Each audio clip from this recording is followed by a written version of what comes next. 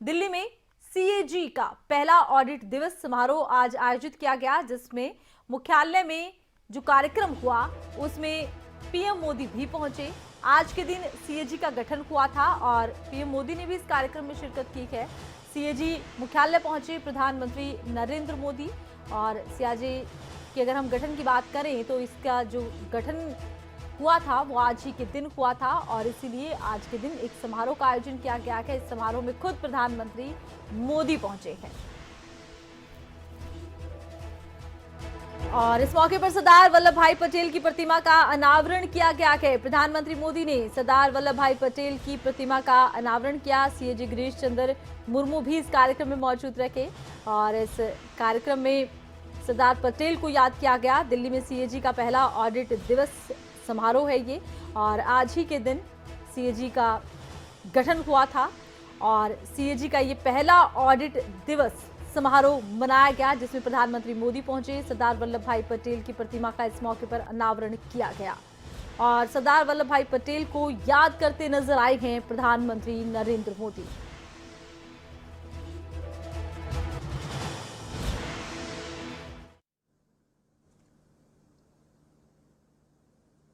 जो समय बीतते बीतते अधिक मजबूत होते हैं, अधिक मैच्योर होते हैं और अधिक उपयोगी होते हैं। ज्यादातर इंस्टीट्यूशन जन्म लेते हैं 3 दशक, 4 दशक, 5 दशक आते आते ही स्थितियां इतनी बदल जाती हैं कि वो कभी कभी अपना रिलेवेंस खो देते हैं। लेकिन सीएजी के संबंध में हम कह सकते हैं कि इतने सालों के बाद ये इंस्टीट्यूट अपने आप में एक बहुत बड़ी विरासत है, बहुत बड़ी अमानत है और हर पीढ़ी को उसे संभालना, उसे संवारना, उसके सजाना और आने वाली पीढ़ियों के लिए और अधिक उपयुक्त बना करके उसको संक्रमित करना, ट्रांसफर करना, मैं समझता हूं ये बहुत बड़ी जिम्मेवारी भी है। साथियों, पिछली बार जब मैं यहां आया था, आप लोगों से मुलाकात हुई थी, तब हम महात्मा गांधी जी की 150वीं जयंती मना रहे थे। उस कार्यक्रम में बापू की प्रतिमा का अनावरण किया गया था और आज जब ऑडिट डे का ये महत्वपूर्ण कार्यक्रम हो रहा है तो देश अपनी आजादी के 75 वर्ष अमृत महोत्सव मना रहा है। आज हमें देश की अखंडता के नायक सरदार पटेल की प्रतिमा के अनावरण का सौभाग्य मिला है। गांधी जी हो, सरदार पटेल हो या फिर बाबा साहब आंबेडकर, राष्ट्र निर्माण में इन सभी का योगदान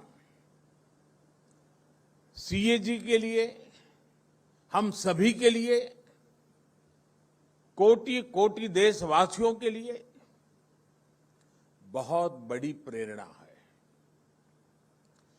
देश के लिए कैसे बड़े लक्ष्य तय किए जाते हैं, कैसे उन्हें हासिल किया जाता है, कैसे व्यवस्था में परिवर्तन लाया जाता है, इन महान व्यक्तित्वों की जीवन गाथा हमें बहुत कुछ सिखाती है। साथियों, एक समय था जब देश में ऑडिट को एक आशंका, एक भय के साथ देखा जाता था। सीएजी बनाम सरकार, ये हमारी व्यवस्था की एक सामान्य सोच बन गई थी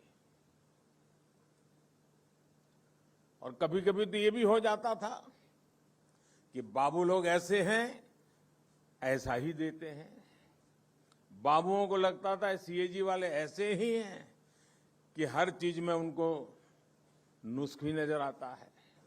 हर एक की अपनी अपनी बात थी। लेकिन आज इस मानसिकता को बदला गया है। आज ऑडिट को वैल्यू एडिशन का अहम हिस्सा माना जा रहा है। सरकार के कामकाज का आकलन करते समय सीएजी के पास आउटसाइडर व्यू पॉइंट का एडवांटेज होता है। आप जो कुछ हमें बताते हैं उससे हम सिस्टमैटिक इंप्रूवमेंट्स करते हैं, उसे हम अपने लिए एक सहयोग के तौर पर देखते हैं। मुझे लंबे अरसे तक सरकारों का नेतृत्व करने का सौभाग्य मिला है।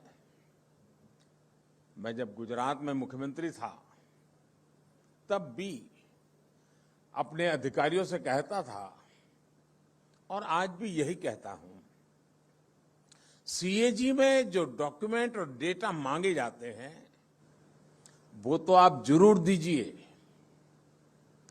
अपने काम से जुड़ी दूसरी फाइल्स भी उन्हें दीजिए।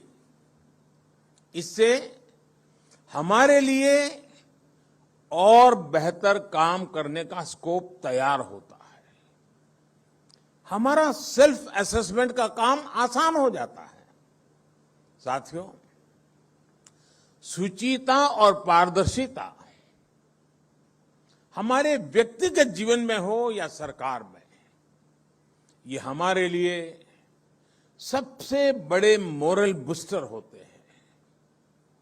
उदाहरण के तौर पर पहले देश के बैंकिंग सेक्टर में ट्रांसपेरेंसी की कमी के चलते तरह तरह की प्रैक्टिसेस चलती थी।